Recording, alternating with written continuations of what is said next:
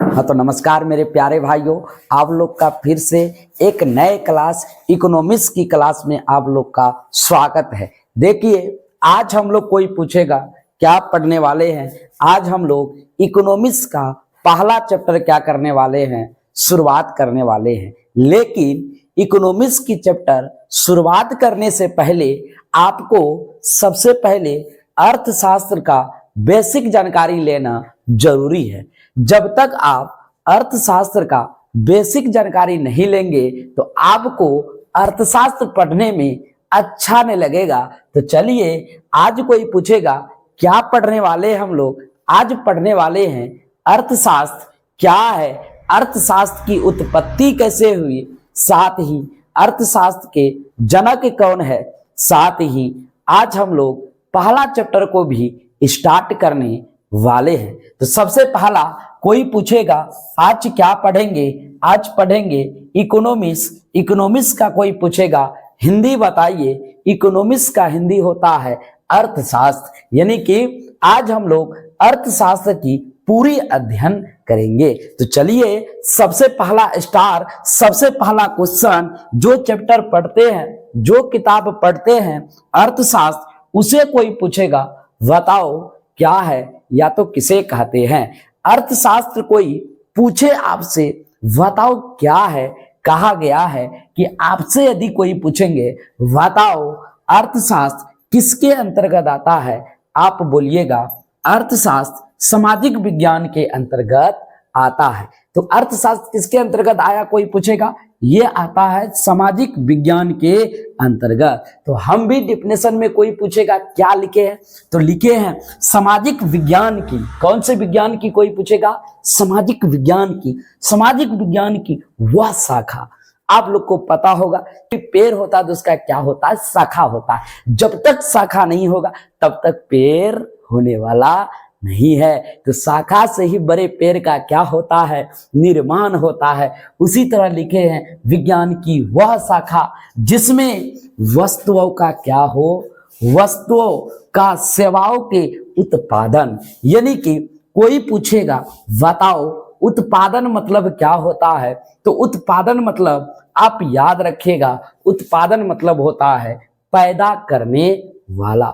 जो चीज हम लोग क्या करते हैं, किसी भी चीज को पैदा किए वो क्या हुआ, उत्पादन हुआ। क्या हुआ, कोई पूछेगा उत्पादन। जैसे गेहूं की ही पैदा किए तो गेहूं हमारे लिए क्या हुआ, उत्पादन हुआ। मकई का उत्पादन किए तो मकई हम लोग के लिए क्या हुआ, उत्पादन हुआ। मकई को उपजाए, पैदा किए, क्या हुआ, मकई, उत्पादन हुआ। अगला कहता है उत्पादन के विनिमय। कोई पूछेगा कौन चीज, विनिमय। तो अगला आपसे कोई पूछेगा विनिमय मतलब क्या होता है, आप याद रखिएगा विनिमय मतलब होता है लेन देन, एक दूसरे को देना, दूसरे से लेना। जब कोई चीज हम किसी को देते हैं और जब कोई चीज किसी से लेते हैं तो वो हुआ हमारा कौन चीज, विनिमय। यानी कि कोई पूछेगा कौन चीज, लेन और देन, प्रणाली। अगला कौन चीज है, प्रणाली। इसके बाद वितरण, आपसे कोई पूछेगा अगला सवाल कौन चीज, वितरण। देखिए वितरण कोई पूछेगा तो वितरण मतलब होता है बांटना। किसी भी चीज को आप किस प्रकार बांटते हैं, ये आपका क्या है, कोई पूछेगा वितरण है। क्या है कोई मेरे भाई, तो कोई पूछेगा वितरण मतलब बांटना। तो बांटना एवं उपभोग। उपभोग मतलब कोई पूछेगा कोई चीज, जब आप इतना चीज कर दिए तो आप उपभोग कर सकते हैं। उपभोग मतलब होता है उपयोग करने वाला। जो चीज आप उपयोग करते हैं आप अपने लिए, यही आपका क्या है, उपभोग है। क्या है, तो उपयोग करने वाला कोई भी सामान कोई पूछेगा बताओ क्या है, तो उपयोग करने वाला को क्या बोलते हैं, उपभोग कहते हैं। तो उपभोग का अध्ययन किया जाता है तो उसे ही क्या कहते हैं, अर्थशास्त्र कहते हैं। जब इतना चीज आप कर लीजिएगा तो आप कौन चीज कहलाइएगा, ये किताब क्या कहलाता है, ये किताब यही मेरा अर्थशास्त्र कहलाता है। तो कोई पूछेगा बताओ अर्थशास्त्र किसे कहते हैं, आप याद रखिएगा क्या, तो सामाजिक विज्ञान की वह शाखा जिसमें वस्तुओं का सेवाओं के उत्पादन, उत्पादन मतलब हम अभी तुरंत बताए पैदा करने वाला। इसके बाद हम बोले विनिमय, विनिमय मतलब होता है लेन देन, बहुत बढ़िया तरीका से बता दिए। इसके बाद बताए वितरण, वितरण मतलब होता है बांटना। उपभोग, उपभोग मतलब होता है उपयोग करने वाला। इसके बाद का अध्ययन किया जाता है तो उसे ही क्या कहते हैं, अर्थशास्त्र कहते हैं। अब तो इतना बात जानकारी ले लिए, लेकिन कोई पूछेगा जैसे हम लोग कहीं भी जाते हैं तो जाने से पहले जिस जगह को छोड़ते हैं उस जगह को बाय बाय करते हैं। तो बाय बाय मतलब होता है क्या करना, संकेत दिए कि हम अब क्या कर रहे हैं, आपको छोड़ के जा रहे हैं के द्वारा। तो इसी तरह अर्थशास्त्र कोई पूछेगा बताइए अर्थशास्त्र का मेन उद्देश्य क्या है, तो मेन उद्देश्य याद रखिएगा, अर्थशास्त्र हमें बताता है कि पैसों का उपयोग आप कैसे करें। अर्थशास्त्र ही हमें बताता है भैया कि आप अपने पैसों, यदि आपके पॉकेट में रुपया दे दिया जाए, हाथों में रुपया दे दिया जाए, तो आप इसका उपयोग कहां कहां करेंगे। कौन कहता भैया, हम नहीं कहते हैं, ये आपका कौन कहता है, अर्थशास्त्र कहता है कि यदि आपको रुपया दे दिया जाए तो आप पैसों का उपयोग आप कहां कहां करेंगे, यही तो बताता है। कौन बताता है कोई ये बात, अर्थशास्त्र बताता है। कोई आपके दोस्त यार नहीं बताएंगे कि पैसों का उपयोग कैसे करो, लेकिन आप जब अर्थशास्त्र पढ़ रहे हैं तो अर्थशास्त्र यदि आप पूरा पढ़ लिए तो मुझे पूरी उम्मीद है कि आप पैसों का उपयोग सही जगह कीजिएगा, क्योंकि अर्थशास्त्र हमें सिखाता है। क्या सिखाता है कोई पूछेगा कि पैसों का उपयोग आप कहां कहां करेंगे और कैसे करेंगे, यह बात सिखाता है। कोई पूछेगा बताओ कौन, अर्थशास्त्र। तो अर्थशास्त्र कोई पूछेगा क्या बताता है, आप पैसों का उपयोग कैसे करेंगे। चलते हैं, जब आप पैसों का उपयोग करने सीख लीजिएगा तो अगला कहता है अर्थशास्त्र का अर्थ बताओ। कोई पूछेगा जब आप अर्थशास्त्र पढ़ रहे हैं तो इसका कोई ना कोई क्या निकलता होगा, अर्थ निकलता होगा। तो देखिए अर्थशास्त्र का अर्थ होता है धन विज्ञान। कौन सा विज्ञान कोई पूछेगा, ये रसायन विज्ञान नहीं है, जीव विज्ञान नहीं है, भौतिक विज्ञान नहीं है। कोई पूछेगा कौन सा विज्ञान है, ये है हम लोग का धन विज्ञान। यानी कि आपको बताएगा कि धन संपत्ति के बारे में ज्ञान देगा, धन का इस्तेमाल कैसे करना चाहिए, धन का उपयोग कैसे करना चाहिए, धन को बचाना कैसे चाहिए। तो इसीलिए कहता है अर्थशास्त्र का अर्थ होता है। कोई पूछेगा बताओ कौन सा विज्ञान, धन विज्ञान। लेकिन कोई भैया आपसे पूछेगा बताओ अर्थशास्त्र को तोड़ना है। तो देखिए अर्थशास्त्र को बहुत सिंपल भाषा में हम लोग तोड़ सकते हैं। सबसे पहला हम तोड़े हैं, कोई पूछेगा बताओ अर्थ में, अर्थ मतलब कोई पूछेगा बताओ क्या होता है, आप याद रखिएगा अर्थ मतलब होता है धन संपत्ति जो हमारे पास है और जो आपके पास है या आपके पिताजी के पास है या हमारे पिताजी के पास है, तो ये एक क्या है, धन है, संपत्ति है। तो कोई पूछेगा क्या है, अर्थ है। आज पिताजी का है तो कल मेरा है, कल किसी और का है तो कल किसी और का है। यही तो धन की कमाल है। क्या कोई सब धन ही चीज ऐसा है जो एक ही जगह रह जाता है, लेकिन व्यक्ति हर एक जगह पहुंच जाता है। किसकी कमाल भैया, धन एक जगह रहता है लेकिन हम लोग 7 जगह नाच के आ जाते हैं। तो बताओ कोई पूछेगा अर्थ मतलब क्या होता है, आप याद रखिएगा अर्थ मतलब होता है धन संपत्ति। मतलब समझ गए होंगे कि अर्थ मतलब कोई पूछे आपको बताओ क्या होता है, तो अर्थ मतलब धन या तो संपत्ति जो हमारे दादा बाप के पास, पिताजी के पास है, वही क्या है, धन और संपत्ति है। लेकिन कोई पूछेगा बताओ शास्त्र मतलब क्या होता है, आप लोग सुने होंगे शास्त्र। शास्त्र मतलब आप याद रखिएगा शास्त्र मतलब होता है विज्ञान। क्या मेरे भाई, तो शास्त्र मतलब विज्ञान। तो हम भी तो अर्थशास्त्र का यही ना अर्थ लिखे थे भैया कि अर्थशास्त्र का जो अर्थ होता है वो होता है धन विज्ञान। कौन सा विज्ञान, धन विज्ञान। तो कोई पूछेगा बताओ अर्थशास्त्र को तोड़ो, अर्थशास्त्र को कै भागों में तोड़े? 2 भागों में। सबसे पहला कोई पूछेगा अर्थ, अर्थ मतलब धन और शास्त्र मतलब विज्ञान। कौन सा विज्ञान? धन विज्ञान। कौन सा विज्ञान? धन विज्ञान। तो चलते हैं अगले कड़ी की ओर।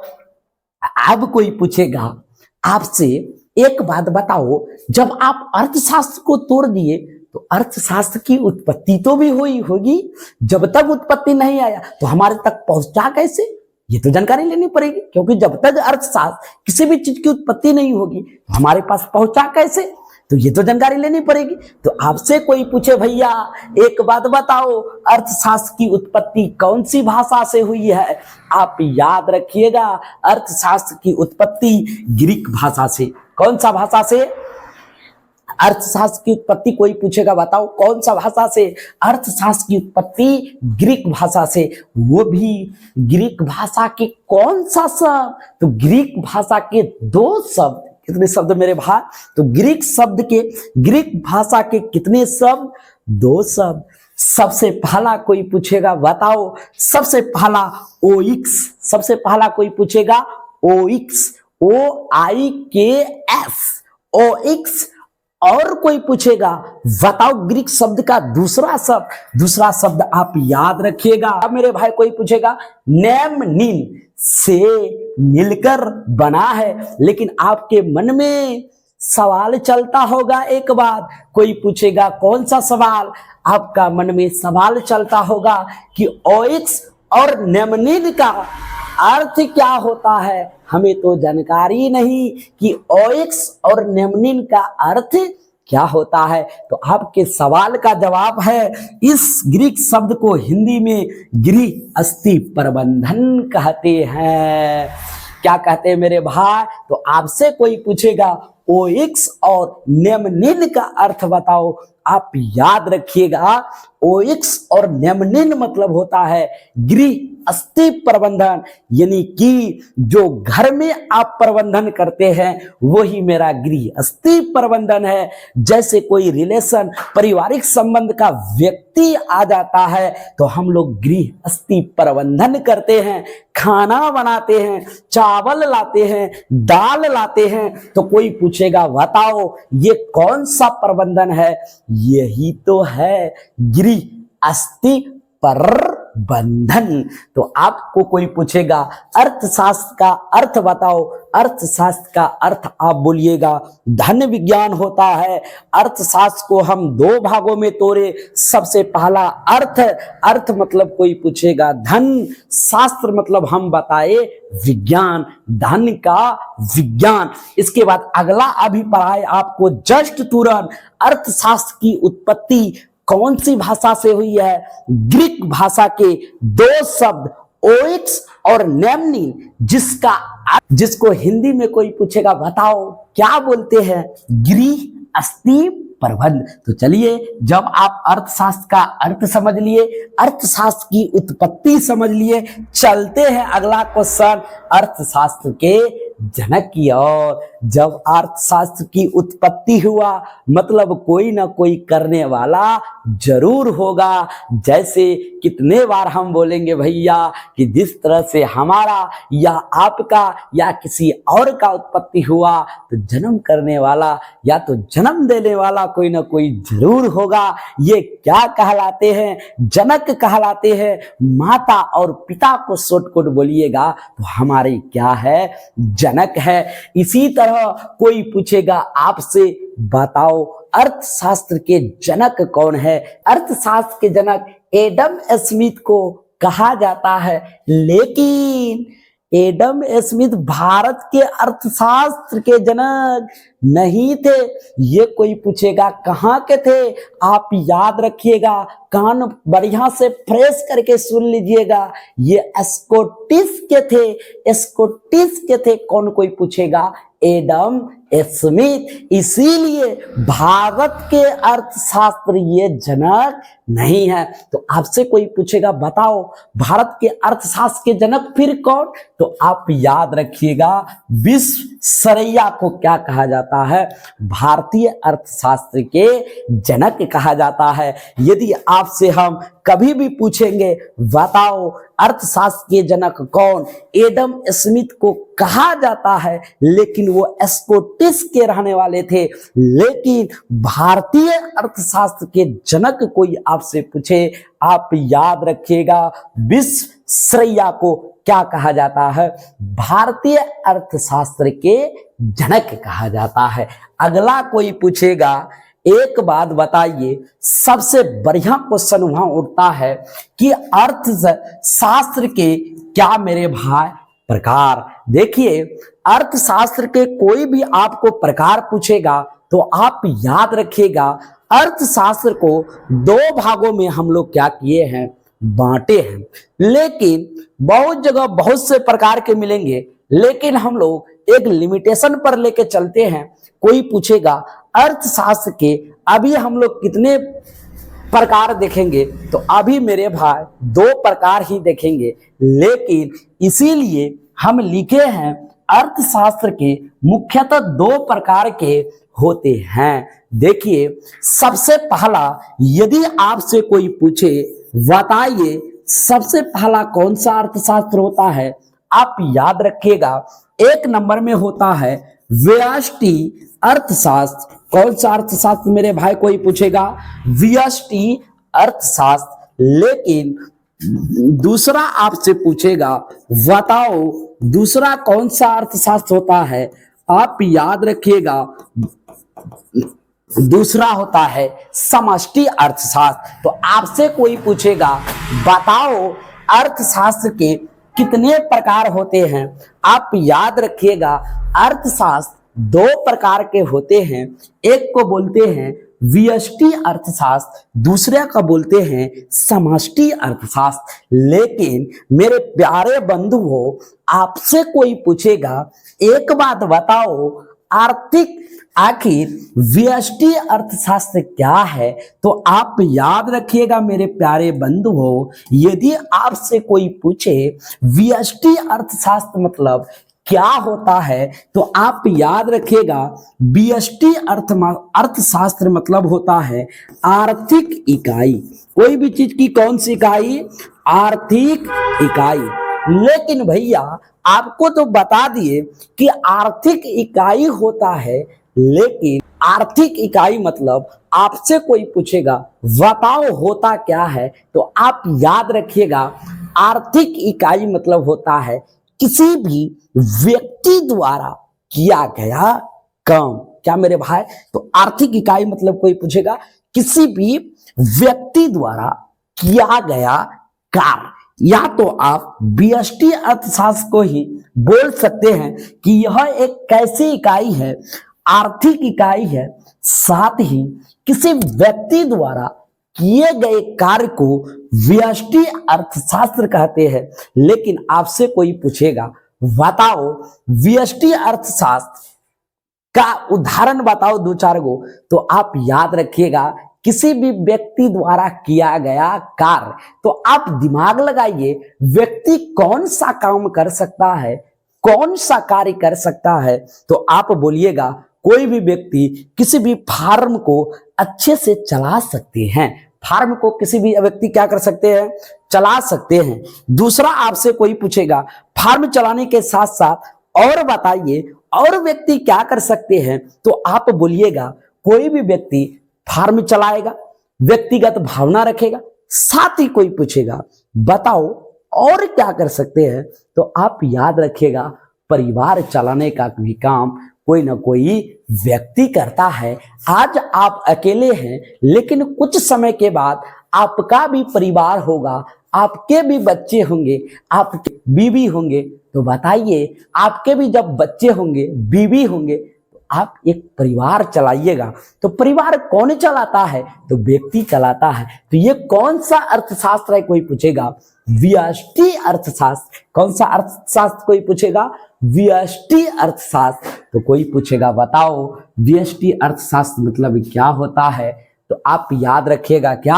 आर्थिक इकाई और व्यक्ति के द्वारा किया गया कार्य। कैसा कार्य?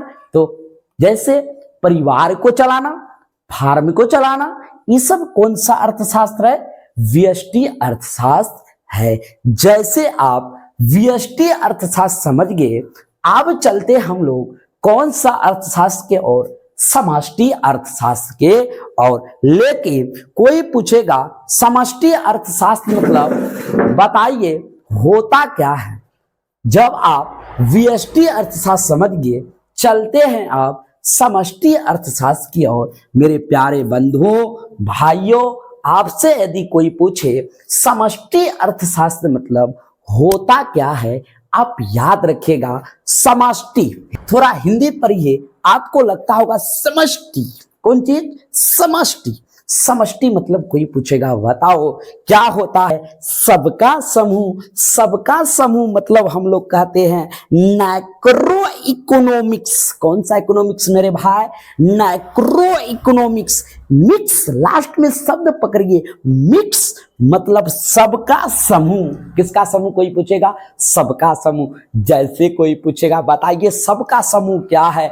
जैसे आप हो या हम, तो यदि हम लोग पढ़ लिए बढ़िया तरीके से पढ़ लिए, मान के चले हम लोग तो बहुत आगे निकल गए पढ़ाई में, लेकिन आप अभी मैट्रिक में हैं, तो मान के चलिए यदि कोई भी चीज की रोजगार ना लगी तो आप एक क्या कहलाइएगा? बेरोजगार। तो बेरोजगार सबका ना समूह है। सिर्फ आप तो बेरोजगार नहीं, जितने लोग हैं सभी किसके अंतर्गत आते हैं? बेरोजगार के अंतर्गत आते हैं। इसी तरह कोई पूछेगा बताइए विकास दर भी समष्टि अर्थशास्त्र। तो आपको कोई पूछेगा भैया कितने प्रकार के अर्थशास्त्र होते हैं? दो। एक को बोलते हैं व्यष्टि अर्थशास्त्र। व्यष्टि अर्थशास्त्र के अंतर्गत आर्थिक इकाई है जो व्यक्ति के द्वारा किया गया कार्य है। इसके अंतर्गत फार्म आता है, परिवार चलाना, ये सब व्यष्टि अर्थशास्त्र है। इसके बाद आपको बताइए समष्टि अर्थशास्त्र मतलब बताइए सबका समूह, जिसको बोले मैक्रो इकोनॉमिक्स मतलब सबका मिक्सचर। इसमें आया बेरोजगार, विकास दर। जब इतना समझ गए, चलते हैं क्वेश्चन अगले की ओर। अगला क्वेश्चन हम लोग का चैप्टर चालू होता है। कोई पूछेगा बताइए कितना चैप्टर चालू कर रहे हैं? हम लोग पहला चैप्टर चालू कर रहे हैं, वो भी किसका? कोई पूछेगा मेरे भाई, आप याद रखिएगा वो हम चालू कर रहे हैं इकोनॉमिक्स का। कोई पूछेगा बताओ मेरे भाई कि कौन सा चैप्टर चालू कर रहे हैं? हम चैप्टर नंबर 1 चालू कर रहे हैं। कोई पूछेगा किसका कर रहे हैं? तो आप शुरुआते से देखते आ रहे हैं कि इकोनॉमिक्स का चैप्टर चालू कर रहे हैं। तो इकोनॉमिक्स मतलब कोई पूछेगा बताइए क्या होता है? अर्थशास्त्र होता है। 4 बार बोल दिए भैया। आपको कोई पूछेगा पहला चैप्टर क्या है भैया? पहला चैप्टर हम लोगों का है अर्थव्यवस्था एवं इसके विकास का इतिहास। यानी कि यही तो पूरा चैप्टर में देखने वाले हैं, अर्थव्यवस्था एवं इसके विकास का इतिहास। आखिर अर्थव्यवस्था इतने गिरे हुए थे, इतने ऊपर कैसे आए, इसी का इतिहास को हम लोग क्या करेंगे? दोहराएंगे। तो सबसे पहला कोई पूछेगा बताइए सबसे पहला स्टार इस अध्याय से कहां से शुरुआत होता है? तो चैप्टर का नाम ही हम लोग का कोई पूछेगा बताइए क्या? तो हम लोग का पहला चैप्टर है अर्थव्यवस्था। तो पहले अर्थव्यवस्था को समझना जरूरी है। जब आपको अर्थव्यवस्था का जानकारी ही नहीं रहेगा तो इसका इतिहास आप क्या पढ़िएगा? खाक पढ़िएगा भैया, आपको तो समझ ही नहीं आएगा कि अर्थव्यवस्था जब पढ़वे ना किए तो इसका विकास और इतिहास क्या समझ में आएगा आपको? तो सबसे पहले क्या देख लेना चाहिए हमको? अर्थव्यवस्था देख लेना चाहिए। अर्थव्यवस्था का कोई पूछेगा इंग्लिश बताइए। अर्थव्यवस्था का इंग्लिश होता है इकोनॉमी। क्या कोई पूछेगा भैया? इकोनॉमी। इकोनॉमी मतलब होता है क्या? कोई पूछेगा अर्थव्यवस्था। अर्थव्यवस्था, अर्थव्यवस्था, अर्थव्यवस्था, शायद ये या नहीं लगेगा, आप हिंदी थोड़ा कंप्लीट कर लीजिएगा, शायद लगेंगे तो लगा दीजिए। अर्थव्यवस्था, कोई पूछेगा कौन सा व्यवस्था? अर्थव्यवस्था। अर्थव्यवस्था कोई पूछेगा किसे कहते हैं? आप फिर उत्तर याद रखिएगा, भूलिएगा मत। कहता है जब न्यूनतम संसाधन में, न्यूनतम मतलब कोई पूछेगा बताइए क्या होता है? न्यूनतम मतलब होता है कम से कम, कम से कम संसाधन में अधिकतम उत्पादन हो तो उसे अर्थव्यवस्था कहते हैं। इसका साफ साफ अर्थ है, जैसे हम लोग का एग्जाम की लास्ट कड़ी आती है तो हम लोग क्या खोजते हैं? ट्रिक खोजते हैं। 5 मिनट 10 मिनट का ट्रिक लगा करके यदि आप अच्छे रिजल्ट लेके आ जाते हैं तो आपकी अर्थव्यवस्था क्या हुई? आपकी पढ़ाई क्या हुई? मजबूत नहीं हुई, खराब पढ़ाई हुई, आगे आपको तकलीफ होने वाला है। भले आप रिजल्ट लेके आ गए फर्स्ट डिवीजन, लेकिन भैया ये भ्रम में मत रहिएगा कि आप पूरे इंटेलिजेंट विद्यार्थी, आपकी जड़ मजबूत हो गई। आपकी जड़ ही नहीं है तो ठाल पात की कोई जरूरत नहीं है। तो लेकिन इसी प्रकार का था अर्थव्यवस्था, जब न्यूनतम संसाधन में कम से कम हमारे पास साधन हो। संसाधन मतलब कौन चीज? सम मतलब होता है समान साधन, यानी कि जब न्यूनतम संसाधन में हम लोग में अधिकतम उत्पादन हो तो उसे क्या कहते हैं? अर्थव्यवस्था कहते हैं। यानी कि आपको 1 केजी गेहूं दिए, आप हमें 10 केजी उपजा के दिए, तो ये क्या हुआ? कोई पूछेगा। यही तो अर्थव्यवस्था हुआ। हम न्यूनतम संसाधन दिया आपको, आप हमें उच्चतम संसाधन दिए उपजा करके, अधिकतम संसाधन दिए उपजा करके, तो ये मेरा क्या है भैया? अर्थव्यवस्था है। इसके बाद याद रखिएगा इसमें उत्पादन, उत्पादन मतलब तुरंत तो आपको बताए पैदा करने वाला, और वितरण मतलब होता है बांटना, किसी भी चीज को क्या कर देना? बांट देना। एवं खपत एक सामाजिक व्यवस्था है। ये तीनों को क्या रखा गया है? सामाजिक व्यवस्था के अंतर्गत रखा गया है। किसको किसको कोई पूछेगा? उत्पादन, वितरण और खपत को। तो कोई पूछेगा बताइए अर्थव्यवस्था क्या है? जब न्यूनतम संसाधन में अधिकतम उत्पादन हो उसे हम अर्थव्यवस्था कहते हैं। अर्थव्यवस्था किसके अंतर्गत है? तो इसमें उत्पादन शामिल है, वितरण शामिल है, खपत शामिल है। एक कौन व्यवस्था है? सामाजिक व्यवस्था है। चलते हैं अगला क्वेश्चन, लास्ट क्वेश्चन आज की तो कोई पूछेगा क्या? आज हम लोग का लास्ट क्वेश्चन है अर्थव्यवस्था का परिचय। देखिए अर्थव्यवस्था का इंट्रोडक्शन भी लेना जरूरी है। जब आप अर्थव्यवस्था समझ गए मेरे प्यारे भैया तो आपको अर्थव्यवस्था का परिचय समझना पड़ेगा। इंट्रोडक्शन ऑफ इकोनॉमी यानी कि अर्थव्यवस्था का क्या कोई पूछेगा? परिचय। देखिए जैसे आप किसी भी नए जगह पर जाते हैं सबसे पहला आपका इंट्रोडक्शन लिया जाता है, परिचय लिया जाता है। जब तक आप परिचय नहीं देते हैं तब तक आपको अंदर या तो कुछ करने नहीं देता है। तो बाप के नाम से शुरुआत करता है और बेटा के नाम पर बर्बाद करता है, यानी कि खत्म करता है। तो देखिए तो कहीं पर भी जाते हैं तो आप अपना क्या देते हैं? इंट्रोडक्शन देते हैं। इसी तरह का आता है अर्थव्यवस्था का यदि परिचय कोई पूछे आपसे तो याद रखिएगा अर्थव्यवस्था इस बात का अध्ययन है कि लोग खराब संसाधन के साथ, आपको कोई भी साधन खराब दे दिया, बेकार दे दिया, बिल्कुल घटिया से घटिया मतलब खराब संसाधन दे दिया, इसके साथ कैसे निर्णय लेते हैं? क्योंकि अधिकांश संसाधन निर्मित है। क्या है?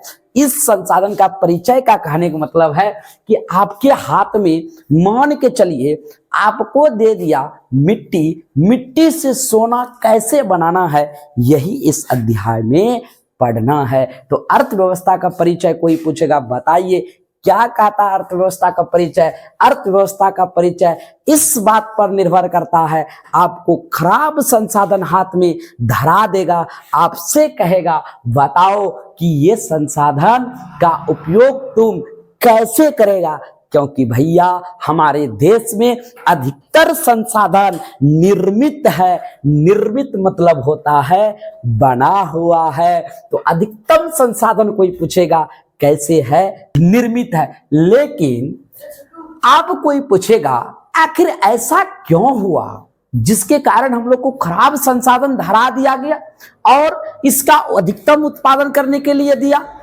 ये तो मन में सवाल चलता होगा कि आखिर ऐसा क्यों हुआ, भारत में ही क्यों हुआ। मेरे भाई आप याद रखिएगा, अंग्रेजों, किसने, अंग्रेजों के शासन काल में भारतीय अर्थव्यवस्था को क्या बनाकर रखा था, उपनिवेश बनाकर रखा था। उपनिवेश मतलब होता है जब कोई शक्तिशाली राष्ट्र किसी कमजोर राष्ट्र पर अपना शासन करे, उसे हम लोग क्या कहते हैं, उपनिवेशवाद कहते हैं या उपनिवेश कहते हैं। अगला क्वेश्चन यही है हम लोग का, लेकिन अभी तत्काल आप समझ जाइए। तो कौन सा राष्ट्र, जब कोई शक्तिशाली राष्ट्र किसी कमजोर राष्ट्र पर अपना अधिकार जमा ले, उसे हम लोग क्या बोलेंगे, उपनिवेश कहेंगे। तो जैसे भारत पर अंग्रेजों ने कितना सा साल राज्य किया था, 200 साल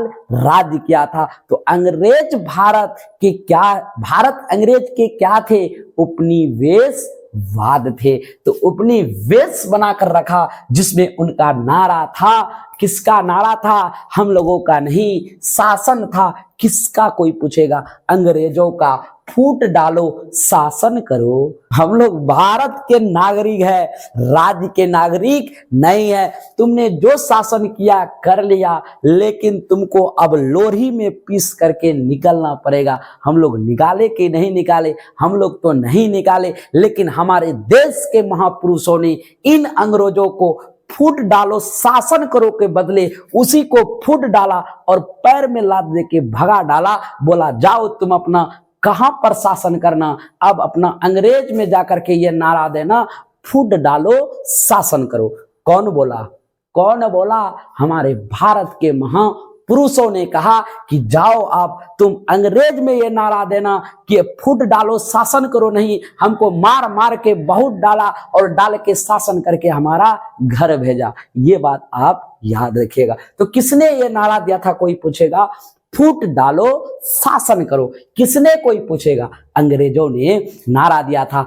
इसका फूट डालो शासन करो का अर्थ होता है कि भारत के लोगों को अपने ही अपने में लड़ाओ। क्या करो, अपने ही अपने में क्या कर दो, लड़ाओ, विवाद कराओ। और विवाद करने के बाद जब घर के ही आदमी फूटेंगे तो गंवार लुटवे ना करेंगे, क्योंकि घर का ही आदमी यहाँ क्या हो रहा है, फूट रहा है। तो इसका कहना ही था फूट डालो शासन करो। जब घर टूटेंगे गंवार लूटेंगे, तो गंवार लूटने वाले कौन थे, कौन थे, कोई पूछेगा, अंग्रेज थे। तो इसका नारा था फूट डालो शासन करो। अगला आता है, उसमें लोगों की उद्योग व्यापार जर्जर हो गई थी। जब अंग्रेज हमारे भारत में 200 साल राज्य किए, तो बताओ उपनिवेश बनाकर रखा था यार। तो जब इतने लोगों ने राज्य किया तो हमारे देश के क्या हो गए, कोई पूछेगा, उद्योग व्यापार सब चीज जर्जर जो हो गया। एक रोड के तरह, जिस तरह आपके गांव में रोड जर्जर हो जाते हैं, जब चलते हैं तो खटर खटर आवाज करता है, उसी तरह हमारे देश के भी व्यापार और उद्योग सभी चीज जर्जर हो गए और खटर खटर क्या उठने लगे, आवाज उठने लगे। लेकिन अभी वही जर्जर रोड को अपडेट किया तो थोड़ा रोड अभी क्या हुआ है, प्लेन हुआ है। अगला याद रखिएगा, भारत में क्या थी, गरीबी थी और शिक्षा थी, अंधविश्वास स्थापित था। जो लोग कह देते थे उसी पर लोग क्या कर देते थे, मान लेते थे। जो महापुरुष लोग कहते थे ये जल्दी मानते नहीं थे। यही है हम लोग की गरीबी। गरीबी से उठना है तो एक ही उपाय है, पढ़ो पढ़ो पढ़ो पढ़ो। और दूसरा कोई कहिएगा उपाय है, स्टेटस लगाने से उपाय है, तो ये उपाय नहीं है। तो भारत में किस प्रकार की थी, गरीबी थी और शिक्षा था और क्या था, कोई पूछेगा, अंधविश्वास स्थापित था। अगला कहता है कोई आपसे पूछे भैया ये इसका कारण मतलब उपनिवेश था तो कितने साल राज किए थे? आप याद रखिएगा 200 साल अंग्रेजों ने किसके गुलाम को बना को रखा था?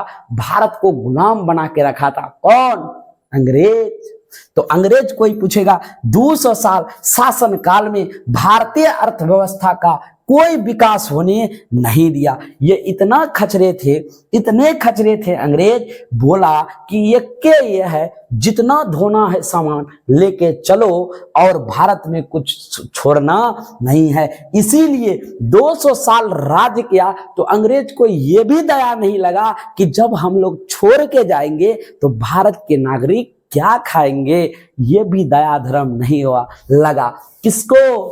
अंग्रेज को। तो अंग्रेज बढ़िया थे क्या? लेकिन कुछ कुछ दे के गए ज्ञान, बहुत ऐसे ज्ञान है जो अंग्रेज अपना छोड़ के गए। अभी चर्चा वीडियो थोड़ी लंबी हो जाएगी। तो अंग्रेज कितने सौ साल राज किए थे कोई पूछेगा? 200 साल क्या किए? राज किए। और इसीलिए उस समय जब 200 साल अंग्रेज राज किए उस समय भारतीय अर्थव्यवस्था का कोई विकास नहीं हुआ, कोई विकास नहीं हुआ।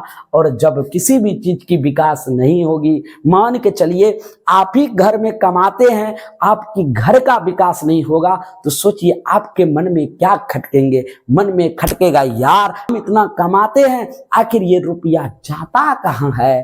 तो इसी तरह देश के भी अंतर्गत हुआ था। तो कोई पूछेगा अर्थव्यवस्था का परिचय समझ में आया कि नहीं आया? यदि अर्थव्यवस्था का परिचय आपको समझ में आया तो यदि ये इकोनॉमिक्स का पहला वीडियो आपको पसंद आया होगा, कुछ नए सीखे होंगे, कुछ ज्ञान मिला होगा, तो हमारे इस वीडियो को आप लाइक जरूर कीजिएगा। साथ ही आप अपने दोस्तों के बीच भी शेयर जरूर कीजिएगा। साथ ही आप इस चैनल को सब्सक्राइब जरूर कर लीजिएगा। यदि चैनल को सब्सक्राइब जरूर कर लेते हैं तो साथ ही हमें कमेंट बॉक्स पर आप प्यारा सा कमेंट करके जरूर बताइएगा कि इकोनॉमिक्स का फर्स्ट वीडियो आपको कैसा लगा। यदि अच्छा लगा तो मिलते हैं बहुत जल्द इकोनॉमिक्स के पार्ट 2 की वीडियो में। तब तक के लिए जय हिंद।